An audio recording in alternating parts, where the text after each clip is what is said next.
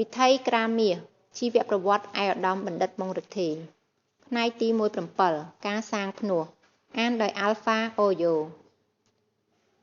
ពេលវិលត្រឡប់មកពីក្រុងភ្នំពេញដល់ស្រុកកំណើតវិញ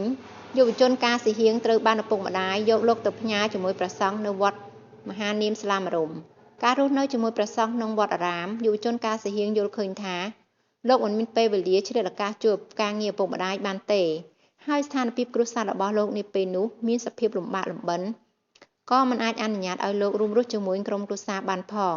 ទើបយុវជនការស៊ីហៀងក៏សូមអនុញ្ញាតពីឪពុកម្ដាយដើម្បីសាងភ្នោះជាសាមណេរតែម្ដងទៅវេលានោះលោកក៏មានអាយុប្រហែលជា16ឆ្នាំជីវិតជាសាមណេរអាចធ្វើឲ្យលោកទទួលបាននូវចំណេះក្រឹតវិន័យព្រះពុទ្ធនិងព្រះធម៌ជាពិសេសដើម្បីជាការតបស្នងសងគុណឪពុកម្ដាយទៅតាមប្រពៃណីទំនៀមទម្លាប់ខ្មែរសាមណេរការស៊ីហៀងបានស្នាក់រៀនធម៌វិន័យព្រះពុទ្ធសាសនាក្រោមការคุ้មគ្រងរបស់ព្រះចៅអធិការព្រះនាមមីហៈមួយរយៈពេលក្រោយដែលមានជំនួកចិត្តនិងពុទ្ធអាវាតនិងដើម្បីស្វាធ្យាយចំណេះដឹងសាមណេរការស៊ីហៀងបានមកបំពេញបរិយត្តិនៅវត្តនិកវ័នក្នុងទីក្រុងភ្នំពេញមកដល់ចំណុចនេះឯកឧត្តមបណ្ឌិតបានមានប្រសាសន៍ថាការដែលខ្ញុំមកភ្នំពេញខ្ញុំមានការលំបាកខ្លាំងណាស់មុនមកភ្នំពេញខ្ញុំបានស្គាល់អ៊ំម្នាក់ដែលត្រូវ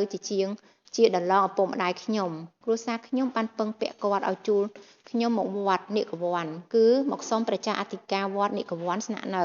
ពេលមកដល់លោកមានសង្ឃដីកាថាអត់មានកន្លែងសឹងទេពីព្រោះកុដិនីមួយពេញអស់ហើយ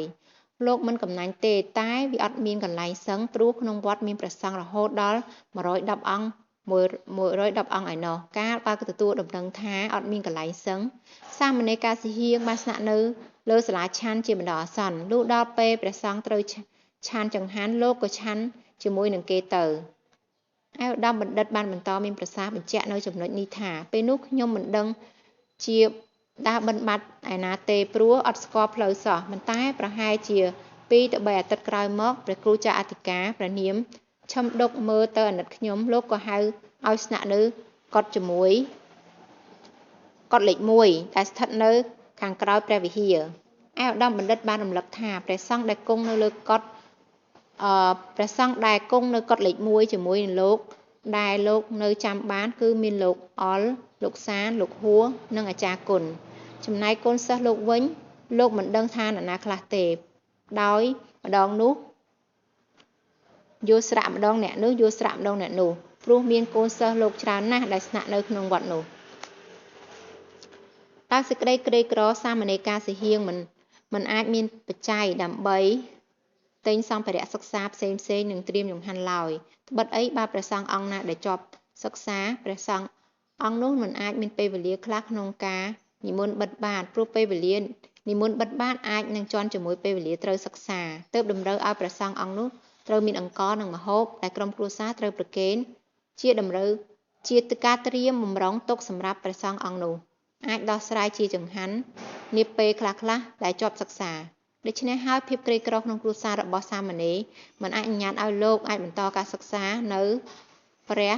បរិយត្តិក្នុងវិស័យព្រះពុទ្ធសាសនាដោយត្រូវចូលសិក្សានៅតាមសាលាបាលីក្នុងការទទួលបាននៅ